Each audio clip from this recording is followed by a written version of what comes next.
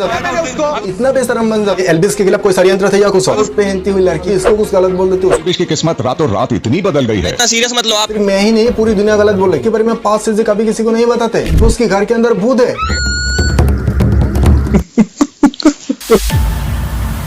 Big boss की कितनी भी बुरी शायद क्यों ना हो, पर इसकी इतनी अच्छी शायद है कि मैं इसके बारे में जितना अच्छा बोलूं उतना ही कम रहेगा। जो काम बहुत सारे लोग पूरी जिंदगी में भी नहीं कर पाते, वो काम बिग बॉस पे आने के बाद लोग 7 दिन के अंदर पूरा एक्सपर्ट बन जाते हैं। मतलब जाओ, तुम चक्कर मत पड़ो, जाओ जाओ जाओ जाओ जाओ। पहले तो अगर आप लड़की या लड़कों से बात करने में शर्माते हो, तो बिग बॉस पे आने के बाद आप इतना बेशरम बन जाते हो, इतना बेशरम बन जाते हो कि किसी से बात करना तो छोड़ो, किसी लड़का या लड़की से सोना भी आपके लिए बिल्कुल मामूली बन जाता है। इतना ही नहीं, आप लड़का हो या लड़की हो, अगर बिल्कुल सही इंसान हो तो बिग बॉस पे आने के बाद आप इंसान से बिल्कुल जानवर बन जाते हो। एक दूसरे के खून की प्यासे हो जाते हो। 1 सेकंड में भरोसा खत्म, 2 सेकंड में भाईचारा खत्म। अरे भाई थोड़ा इंसानियत तो रखो यार। इन दोनों को देख के क्या लगता, यहाँ पे कोई सास ससुर की मीटिंग चल रहा है? नहीं। तो चल क्या रहा है, पहले उसको पता कर लेते हैं ना।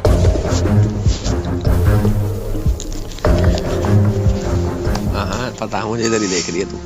मैं कह रहा हूँ सूट सलवार भी पहना देकर इसे। इसमें तो मैं एल्विस से बिल्कुल सहमत नहीं हूँ, क्योंकि मुझे शॉर्ट पहनती हुई लड़की ही अच्छा लगता है। भाई एल्विस ये बिग बॉस है। भाई थोड़ा तू ही समझाओ यार। तू होता कौन है लड़कियों को छोटे कपड़े पहनने से रोकने वाला? बिकिनी में घूमे, रात को नंगी होके दौड़े, तुझे क्या?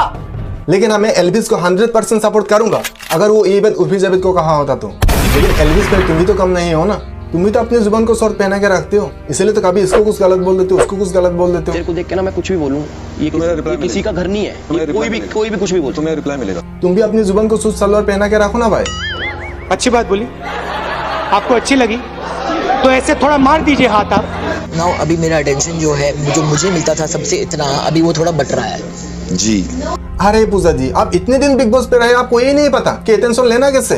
इसके लिए तो आपको उत्पादन हरकतें करने की जरूरत है ना, उल्टी सीधी बातें करने की जरूरत है। तो मेरे दोस्तों, मैं 100 करोड़ रुपए में बिकने के लिए तैयार हूँ। अगर कोई मेरे को 100 करोड़ रुपए में खरीद सकता है तो खरीद लो। कोई किसी पे अटेंशन दे रहा हो या ना हो, पर बिग बॉस सभी मेंबर्स के ऊपर इक्वल अटेंशन जरूर दे रहा है, नहीं तो समय समय पर ऐसे अनाउंसमेंट थोड़ी करते रहते हैं। बिग बॉस आप सभी घर वालों को बताना चाहते हैं कि मनीषा की कैप्टेंसी की अवधि अब समाप्त होती है। साथ ही एल्विश को बीबी वर्स में मिली सजा की अवधि भी अब समाप्त होती है। यही इंपॉर्टेंट बात कहना था आप लोगों से। ये जो पोजिशनल पावर है ना, ये आपको सिर्फ 2 दिन के लिए सर बना के रखेंगे, फिर बाकी दिन में आपको फीका हुआ बिल्ली बना के छोड़ देंगे। क्या दिमाग खराब करने वाला बात बोलते हो। लेकिन चिंता मत करो, इस दुनिया में इंसान के लिए नसीब नाम का भी एक चीज होता है, जो अगर किसी के साथ दे दिया तो कहना ही क्या, चाहे पूरी दुनिया उसके खिलाफ क्यों ना पड़ जाए, साला उसका कोई बाल नहीं बिगड़ सकता। और वही नसीब अगर किसी के साथ छोड़ दिया, चाहे उसके साथ देने वाला कितना भी क्यों ना रहे, वो तो निपट ही जाएगा।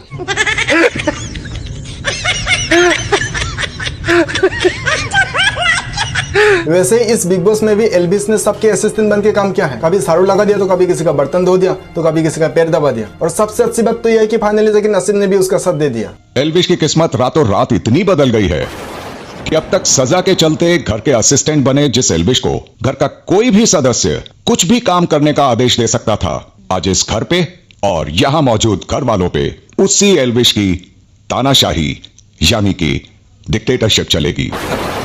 लेकिन आपको क्या लगता है सीजी इतने आसानी से होने वाला है? कहते हैं ना, मौका जितना बड़ा होता है उसको खोने का डर भी उतना ही ज्यादा होता है। अब तो बस हमको ये देखना है, ये एल्विस कैप्टन बन के आराम कर पाए या कैप्टन बनने के चक्कर में उसका खुद के जीना हराम हो जाए। तो एल्विस जी देख क्या रहे हो, चलाओ अपना तानाशाही। कैप्टन बनोगे या नहीं उसका कोई गारंटी नहीं, तो इसलिए दिखती तौर से पीरियड के अंदर सबका फायदा उठा लो, नहीं तो सोचोगे कुछ और होगा कुछ और, फिर बोलोगे कुछ और। जिया जी, पहले आपकी बारी। वार्निंग देनी है ना मैंने। मुझे ऐसा लगता है आप ना जो खाना बनाते हो बहुत स्लो बनाते हो। अच्छा। जो मुझे फील हुआ, एक तो वो आपको ठीक करने की जरूरत है। सुन रहे हो जिया जी, आप खाना इतना फास्ट बनाओ कि वो खाने से पहले हजम हो जाए, और वो सबसे पहले एल्विस को ही खिलाओ। इतनी खुशी मुझे। अब बोलिए एल्विश आई लव यू। अरे एल्विस भाई, मुझे तो ये समझ में नहीं आ रहा तुम क्या सोच के ये सब बुलवा रहे हो। मुझे तो लगता है तुमको बिग बॉस पे आने से पहले एक बार लड़कियों से बात करने का कोर्स करके आना चाहिए था। वो मैं तो पूछने आया हूँ, खाना यहाँ तक टासा लगता। नहीं थाना तो दीदा, तो तुम मेरी नकलें तालने आए हो यहाँ। नहीं मैं क्यों नकले उतारू ना।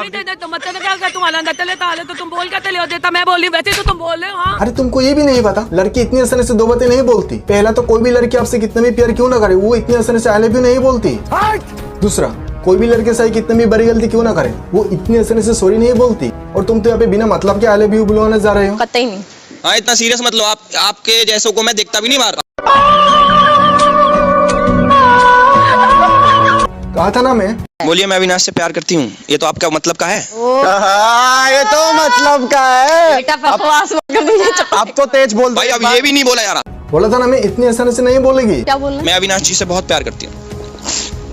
मैं अविनाश से प्यार करती हूँ, बोल आगे। दिल खुश हो गया मेरा, लेकिन सबका तो नहीं हुआ है ना। लेकिन मैं चाहता हूँ सबका दिल मेरे जैसा ही खुश हो जाए। लेकिन आपको क्या लगता है जिंदगी में खुशी इतनी आसानी से मिलने वाला है? इसके लिए हमको एक टास्क करना होगा, और वो भी कोई एरा गिरा नातू गिरा टास्क नहीं है। पहले तो हमको नागिन को ढूंढ के निकलना होगा।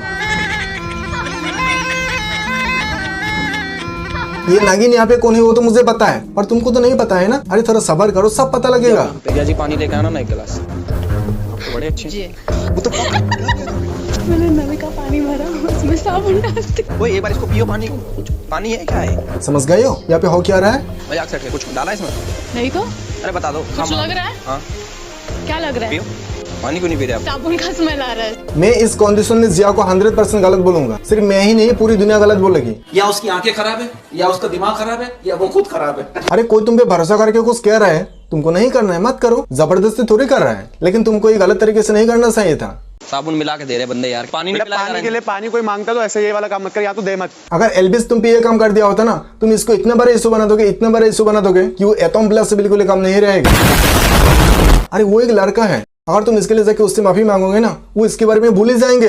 लेकिन तुम तो वो भी नहीं कर रही हो। अरे इंसान होने के नाते अपने ईगो को साथ में रखे माफी मांगने में क्या जा रहा है आपका? मैं इसे परेशान करना चाहती थी, लेकिन वो कोई बात नहीं, उस बारे में मेरे को बात नहीं करनी है। साबुन नहीं डालना चाहिए था। साबुन का काम आप बर्तन का प्लीज। Sorry, it's okay. ये हुई ना बात। चल बेब को बाहर से दिखता है। हाँ तो बाहर ही रहना फिर। हाँ वो तो तू जाएगा अभी, वो तो देखेंगे ना कौन जाएगा। देखेंगे ना कौन जाएगा। जब तू जाएगा ना तो तेरे पीछे से बहुत सारी चीजें करूंगा इधर। तो करना, परेशान हो गए हम लोग 2.5 साल से। ये भी परेशान हो गए, हम भी परेशान हो गए, करो फिर। बंदी तेरी, हाँ रोमांस मेरा। मुझे कुछ कहिए। ये क्या हो गया?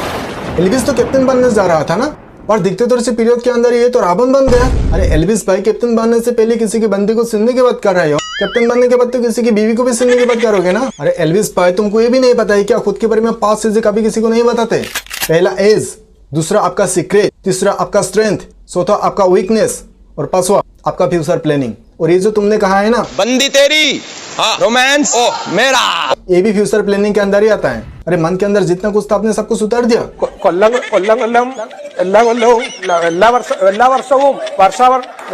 एल्विस भाई, इतने भी भोला नहीं बनना सही था तुमको।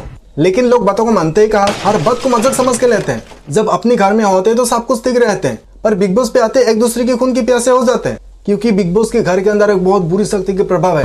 बिग बॉस के घर के अंदर भूत है, और रिसेंटली जो हुआ वो देख के तो मेरा रोंगटे खड़ा हो गया। सुबह से अगर किसी को कुछ सुनाई दे रहे तो किसी को नहीं। कुछ आवाज है? कोई बुला रहा है क्या मुझे?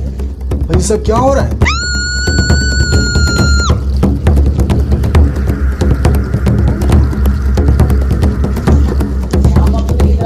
लेकिन क्या करें, सब लोग पढ़े लिखे इंसान हैं, बिना देखे तो कोई भी कुछ भी विश्वास करेंगे नहीं। तो मैं चाहता हूँ बिग बॉस के घर के अंदर जो भूत है सबके सामने आ जाए। कैसे पकड़ूं? पकड़ो। बिग बॉस अब भूत को भी 1-2 टास्क करने दिया जाए। अरे जब वो खुद ही सुरेल है तो वो तुमसे क्या डरेगी? अविनाश जी, बिग बॉस आपको बताना चाहते हैं आज आपके पास मौका है कि आप कुछ गुप्त कार्यों को अंजाम देकर एल्विश को कैप्टन बनने से रोक सकते हैं। तो अब आप क्या बोलोगे? ये एल्विश के खिलाफ कोई षड्यंत्र थे या कुछ और? आपको और एक बात बता रहते हैं, ये दुनिया हमको कोई भी कुछ भी नया नहीं देती है। हम दुनिया को जो देते हैं, दुनिया उसी को मॉडिफाई करके हमको फिर से उसी को लौटाती है। अविनाश दिए गए गुप्त कार्य को पूरा करने में सफल रहे, इसलिए एल्विश की तानाशाही दर्शकों को पसंद आने के बावजूद भी वो इस हफ्ते घर के कैप्टन नहीं बन सकते हैं। अगर एल्विस भी बिग बॉस पे आके अविनाश के साथ बहस ना किया होता तो शायद आज उसके साथ ऐसा नहीं होता। और इस वीडियो के माध्यम से किसी को उत्साह या निशा दिखाने का हमारा कोई भी मकसद नहीं है। और कौन से कॉन्टेस्टेंट के बारे में आप क्या सोचते हो वो भी कमेंट करके जरूर बताइएगा, लेकिन हाँ किसी को हेट मत दीजिएगा। और हमने भी अगर वीडियो में किसी के बारे में कुछ गलत बोल दिया है तो इसके लिए हम माफी मांगते हैं। और आप भी हमको अपने परिवार मान के सपोर्ट करते रहेगा और ऐसे नए नए एपिसोड आते रहेंगे। तो बस आज के लिए इस वीडियो में इतना ही, तो मिलते हैं नेक्स्ट वीडियो में और कुछ नए इंटरेस्टिंग कंटेंट के साथ। तब तक के लिए थैंक यू, बाय बाय।